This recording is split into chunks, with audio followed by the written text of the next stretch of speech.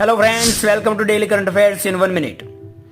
મધ્યપ્રદેશના તમામ 55 જિલ્લાઓ માટે ₹486 કરોડના ખર્ચે બનેલ પ્રધાનમંત્રી કોલેજ ઓફ એક્સલન્સનું ઉદ્ઘાટન કરવામાં આવ્યું.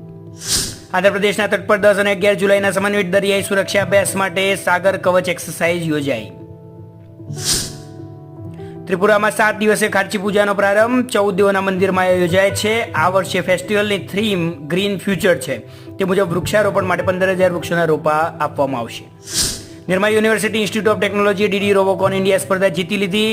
હવે તે વિયેતનામના ક્વાંગ નિનમાં એશિયા પેસિફિક બ્રોડકાસ્ટિંગ યુનિયન રોબોકોનમાં ભારતનું પ્રતિનિધિત્વ કરશે.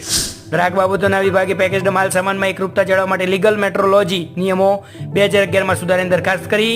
ઓફલાઈન ઓનલાઈન બંને પ્લેટફોર્મ છૂટક વેચાણ માટે પ્રી પેકેજ માલ સામાનની તમામ માહિતી જાહેર કરવી ફરજિયાત બનશે.